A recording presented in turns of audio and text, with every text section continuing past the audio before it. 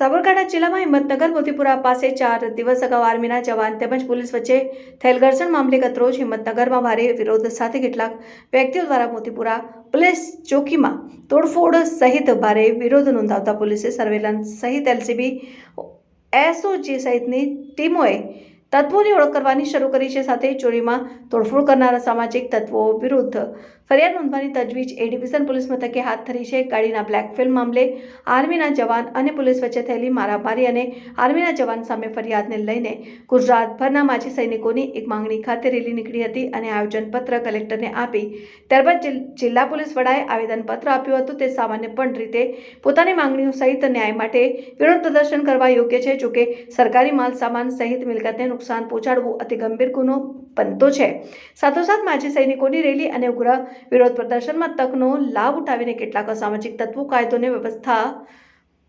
તોડવાનો પ્રયાસ પણ કરતા હોય છે। ત્યારે હિંમતનગરમાં નિવૃત્ત સૈનિક સંગઠન સહિત યશપાલસિંહ ઝાલાના સમર્થકોએ ઝાલાના સમર્થનમાં સમગ્ર હિંમતનગર શહેર બાનમાં લીધું હતું અને વિવિધ વિસ્તારોમાં થઈ કલેક્ટર કચેરીને જિલ્લા પોલીસ વડાની કચેરી ખાતે રેલી સ્વરૂપે આવેદનપત્ર આપી પોલીસ કર્મીઓ વિરુદ્ધ કાર્યવાહીની માંગ સાથે યશપાલસિંહ ઝાલા સામે નોંધાયેલા ફરિયાદ રદ કરવા ઉગ્ર વિરોધ નોંધાવ્યો। જોકે સવારથી શરૂ થયેલો ઉગ્ર વિરોધ સાંજના સમયે તોડફોડ સુધી પહોંચ્યો અને સાથે મોતીપુરા વિસ્તારની પોલીસ ચોકીમાં તોડફોડ બાદ અફરાતફરીનો માહોલ સર્જાયા બાદ જિલ્લા પોલીસ કાફલો ઘટના સ્થળે ખડકી દેવામાં આવ્યો હતો અને ઝાલાના સમર્થનમાં કરવામાં આવેલ તોડફોડ સહિત કાયદો અને વ્યવસ્થા તોડનાર વ્યક્તિઓની ઓળખાણ સહિત ફરિયાદની કાર્યવાહી હાથ ધરાઈ છે। જિલ્લાના વડા મથક હિંમતનગર ખાતે સાબરકાંઠા સહિત ગુજરાત રાજ્યમાંથી નિવૃત્ત સૈનિક સંગઠનના કર્મીઓ વિરુદ્ધ પ્રદર્શન સહિત રેલીમાં જોડાયા હતા અને પોલીસ સામે પોલીસ હાય હાય મુર્દાબાદના સૂત્રોચ્ચાર સાથે કલેક્ટર સહિત જિલ્લા પોલીસ વડા દ્વારા યશપાલસિંહ ઝાલાને પૂરતા ન્યાયની ખાતરી આપવામાં આવી છે। જોકે કલેક્ટર સહિત પોલીસ સાથેની બેઠક પૂર્ણ થયા બાદ કેટલાક તત્વોએ સાંજના સમયે ઝાલા અને પોલીસ વચ્ચેના ઘર્ષણવાળી ચોકીમાં ખાસ કાચ ખુરશીઓ સહિતની તોડફોડ કરતા વિવાદ વધુ ઉગ્ર બન્યો। 4 દિવસ અગાઉ મોતીપુરા પોલીસ ચોકીમાં પોલીસની નેમ પ્લેટ વાળી કારના કાચ બ્લેક ફિલ્મને મામલે આશરે 18 મિનિટ સુધી વાતચીત બાદ ખાખીના દબંગ અધિકારી અને કર્મીઓને જવાન વચ્ચે ઘર્ષણ થયું। બાદમાં પોલીસે આર્મીના જવાન સામે પોલીસ ફરિયાદ નોંધી અટકાયત કરી। જવાન સામે અટકાયત બાદ સમગ્ર વિરોધ શરૂ થયો। જોકે હાલના તબક્કે રેલી તેમજ વિરોધમાં તકનો લાભ ઉઠાવીને પોલીસ ચોકીમાં તોડફોડ કરનાર તત્વોને જેલ હવાલે કરવા પોલીસ સીસીટીવી ફૂટેજ અને વિડીયોના મારફતે તમામ ઇસમોની ઓળખ કરવાની કાર્યવાહી કરી છે। તારીખ 3/9/25ના રોજ મોતીપુરા ચોકી પાસે જ્યારે શહેર ટ્રાફિકની ટીમ દ્વારા બ્લેક ફિલ્મ અંગે વ્હીકલ ચેકિંગ શરૂ હતું તે દરમિયાન એક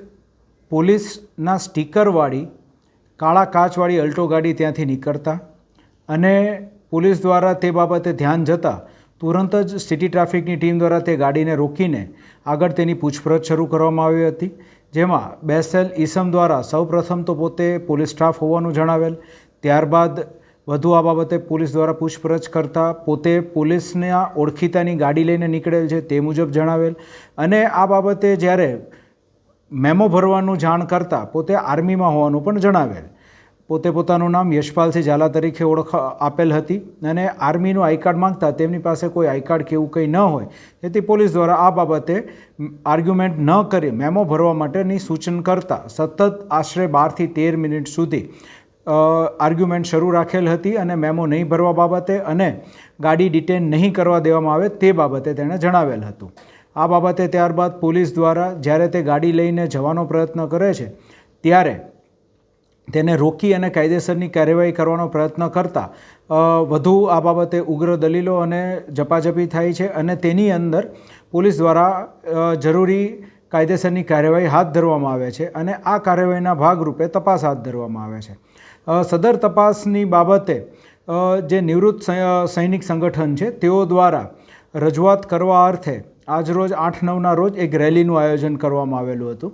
અને આ રેલીના આયોજનના ભાગરૂપે તેઓ દ્વારા જે જીન રોડ છે ત્યાંથી શરૂ કરીને કલેક્ટર ઓફિસ સુધીની એક રેલી કાઢવામાં આવેલી હતી અને તેઓ દ્વારા કલેક્ટર સાહેબને મળીને અને ત્યારબાદ અત્રેની કચેરીએ પોલીસ અધિક્ષકશ્રીને મળીને પોતાની રજૂઆત કરવામાં આવેલી હતી અને તેઓની રજૂઆત શાંતિપૂર્ણ રીતે સાંભળી તેઓની તમામ રજૂઆત જે છે એ અન્વયે ન્યાયપૂર્ણ કાર્યવાહી કરવામાં આવશે અને તે માટે સમયની માંગણી પણ તેઓને પાસે કરવામાં આવેલી હતી અને તેઓને જાણ કરવામાં આવેલી હતી. સદર રેલી જે કાઢવામાં આવેલી હતી તે દરમિયાન જ અમુક અસામાજિક તત્વો દ્વારા અવૈધ રીતે ઉશ્કેરણી કરીને આ અસામાજિક તત્વો દ્વારા જે પોલીસની જે મોતીપુરા ચોકી આવેલી છે તેની નજીક જે પોટાહટ છે તે પોટાહટ પાસે જઈને પ્લાસ્ટિકની ખુરશીઓની અને તેના કાચની તોડફોડને એવું બધું કરવામાં આવેલું છે. પોલીસ દ્વારા હાલ આ અસામાજિક પ્રવૃત્તિ કરનારા ઈસમોને ઓળખ કરીને તેઓ વિરુદ્ધ ધોરણસરની કાર્યવાહી હાથ ધરવામાં આવેલ છે. જે લોકો હતા તેઓની કોઈ ઓળખ થઈ હોય, કેટલા લોકોની અટકાયત કરવામાં આવી છે, કઈ રીતની કાર્યવાહી અત્યારે આગળની દિશામાં તપાસ હાથ ધરવામાં હાલ જે છે પોલીસ દ્વારા સૌપ્રથમ તો ત્યાં હાજર જે પોલીસ સ્ટાફ છે તેના દ્વારા ફરિયાદ નોંધવાની કાર્યવાહી કરવામાં આવી રહેલ છે અને આ ફરિયાદ નોંધ્યા બાદ જે કંઈ પણ અસામાજિક ઇસમો હતા તેઓના ફૂટેજીસ આપણી પાસે બોડી વોર્ન કેમેરામાં તથા ત્યાં હાજર વિડીયોગ્રાફર્સ પાસે છે અને તેમાંથી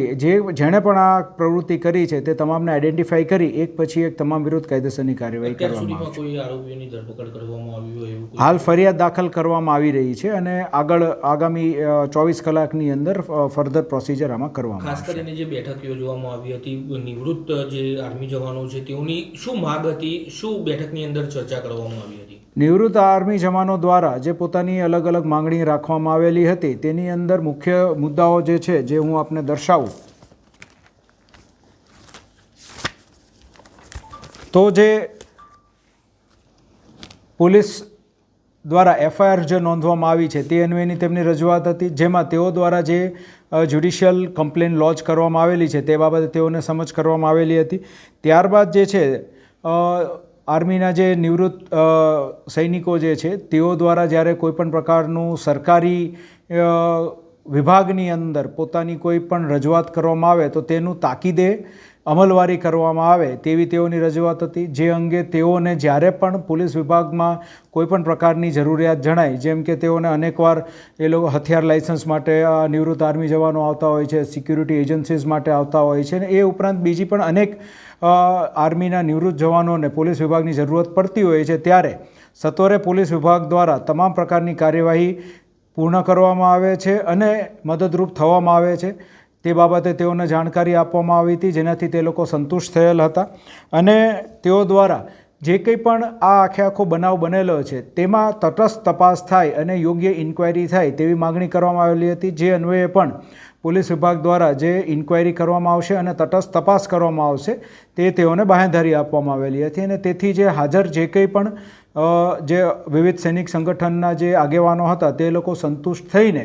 અત્રેથી રવાના થઈ રહેલા હતા અને તે દરમિયાન અમુક અસામાજિક તત્વો દ્વારા આ પ્રકારની પ્રવૃત્તિ હાથ ધરવામાં આવેલ છે.